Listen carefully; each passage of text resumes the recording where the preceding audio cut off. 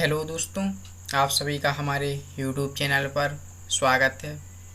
आज हम लेकर आए हैं RTE टेस्ट पेपर 7। इससे पहले हमारे 6 पेपर हो चुके हैं। यह 7वें नंबर का पेपर है। यह आज का पेपर 100 वर्ड पर मिनट से है। यह डिक्टेशन 5 मिनट तक चलेगी, जिसमें कुल 500 वर्ड रहेंगे।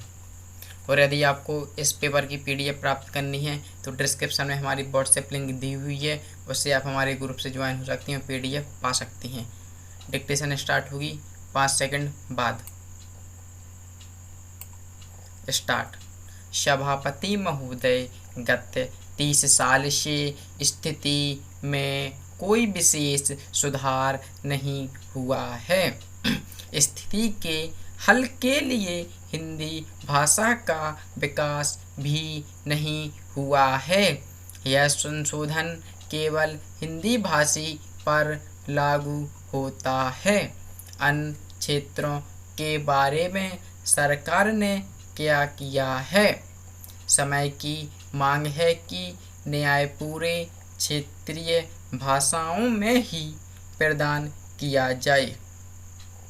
इसलिए यदि सरकार सभी क्षेत्रीय भाषाओं में अनुवाद के लिए एक व्यापक संशोधन विधेयक लाती तो अच्छा होता, लेकिन दुर्भाग्य से ऐसा नहीं किया गया।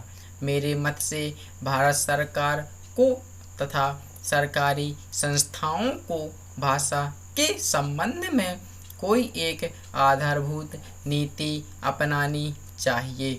कोई भी भाषा उन लोगों पर थोपी ना जाए जो उस भाषा को ग्रहण करने के लिए अभी तैयार नहीं हैं। भाषा तथा भाषा के बीच किसी प्रकार का भेदभाव नहीं होना चाहिए। भाषा के संबंध में कोई अनिवार्यता नहीं होनी चाहिए। विभिन्न भाषाई लोगों के मध्य अनावश्यक बाधाएं ना हों। पैरा मंत्री जी को यह घोषणा करनी चाहिए कि वह संविधान में 8वीं अनुसूची में सम्मिलित सभी भाषाओं में संविधान के अनुवाद का कार्य आरंभ करें।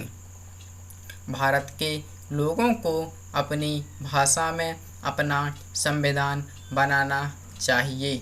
जो संशोधन प्रस्तुत किए गए हैं उनसे स्पष्ट है कि संविधान के हिंदी अनुवाद को प्राधिकृत किए जाने का दक्षिण भारत में कोई विरोध नहीं करता है। संविधान के हिंदी में अनुवाद के कार्य को जल्दी पूरा किए जाने की आवश्यकता के संबंध में सभी एकमत हैं। हम हिंदी को 2 संपर्क राजभाषाओं में से एक के रूप में स्वीकार करते हैं, किंतु यह समय है जबकि हम में से प्रत्येक को आत्मनिरीक्षण करना चाहिए। हिंदी की संस्थाएं उतनी पुस्तकों का प्रकाशन नहीं कर रही हैं जितना उन्हें करना चाहिए।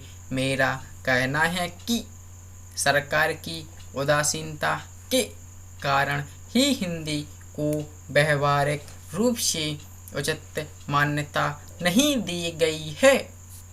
एक बात मैं विशेष अवसर पर कहना चाहता हूँ। आजकल हम लोग मानव शक्ति पर ज़्यादा ध्यान न देकर पूंजी पर ज़्यादा निर्भर रहने की कोशिश करते हैं। आपको याद होगा 1946 में जापान की आर्थिक व्यवस्था बिगड़ गई थी, लेकिन वहाँ के 60 लाख काश्तकारों ने कृषि शिक्षा के बल इतना अनाज पैदा करके दिखलाया कि आज भी 10 करोड़ आदमी का पालन पोषण कर रहे हैं। वहाँ पर 30 ऐसे विश्वविद्यालय हैं जिनमें कृषि की शिक्षा दी जाती है, जिनसे 6000 छात्र प्रति वर्ष शिक्षा प्राप्त कर रहे हैं। यहाँ हमारे देश में तो केवल 19 कृषि विश्वविद्यालय हैं। हमारे देश की 55 करोड़ आबादी को दृष्टि में रखते हुए जापान एक बहुत छोटा सा राज्य है। शायद हमारे राजस्थान से कुछ ही बड़ा है, लेकिन वहाँ पर कृषि पर इतना अधिक ध्यान दिया जाता है। यह सही है कि हम प्रगतिशील हैं, लेकिन हमारी गति में तेजी आनी चाहिए। श्रम की तरफ हमारा ज़्यादा ध्यान जाना चाहिए।